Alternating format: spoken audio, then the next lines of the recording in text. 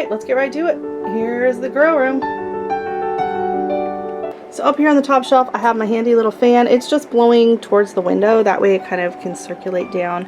And I do have this new Mylar sheet that I will be showing you in just a minute. And you can see it kind of just causes a slight vibration, as well as a bit of a breeze. So if you can look at the, I don't know if you can tell, but there's a slight vibration on some of the plants. And so this is really good for the plants. It's going to help strengthen and thicken the stems. And it also, the breeze flowing in here. So I have a fan there and I have a fan there, and I'm going to turn it off right now because it's really loud. So I didn't want to have both of them running at the same time, but I have a fan down there as well, and that one oscillates. So let's get started at the grow room. So here, first thing I put in water this year, these green onions are crazy. So I'm going to be harvesting them soon, I think. Like, yeah.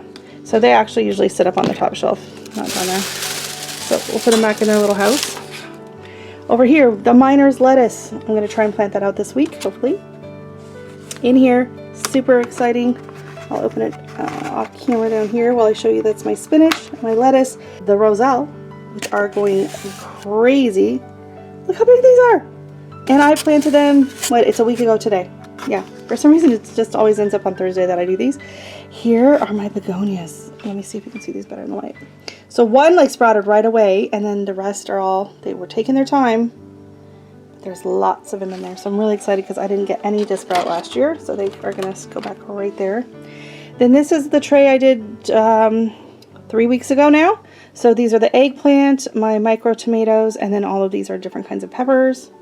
My onions, pak choi.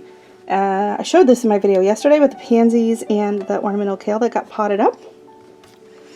And then we're going to move down to the seedling shelf. So this shelf, these guys, I'm going to be moving them up. There is a light here. Some of these guys just popped out this morning, so it's really exciting.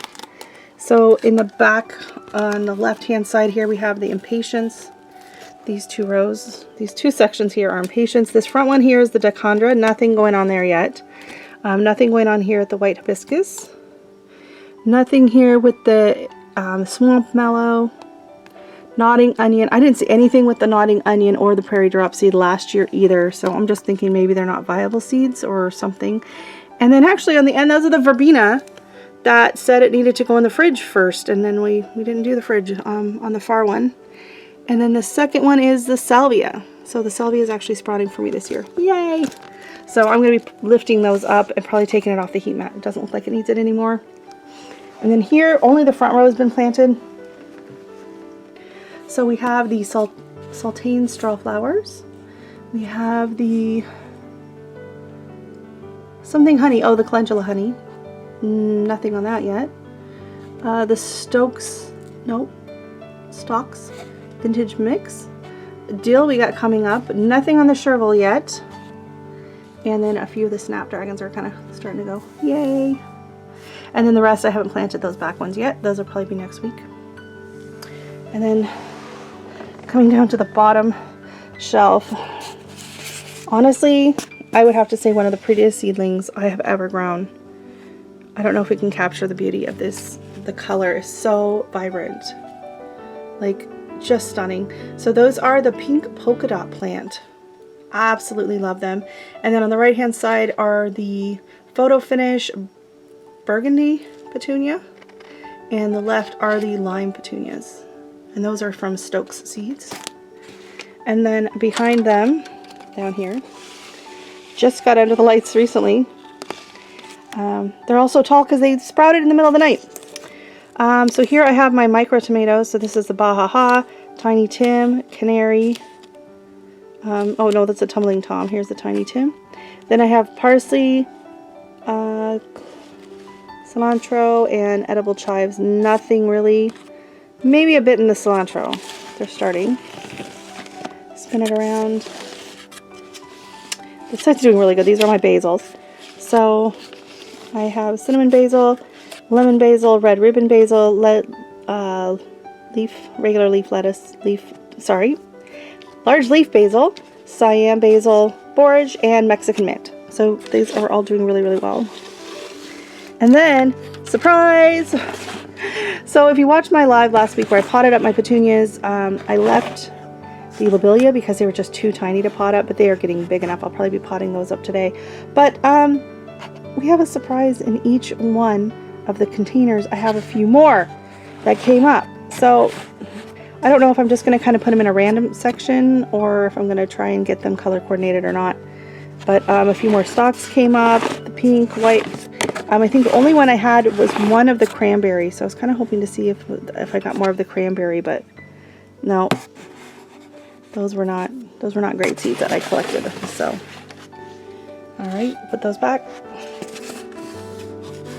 But those guys are just, oh, so pretty. Okay, and then this is the tray of petunias that you watched me pot up. And actually, I'm probably going to hit these with some fertilizer. They're looking like they could use a little bit. They're going a little pale. That could just be because of, you know, overwatering or whatever. Because I watered them pretty heavily because I want to make sure they rooted in nicely.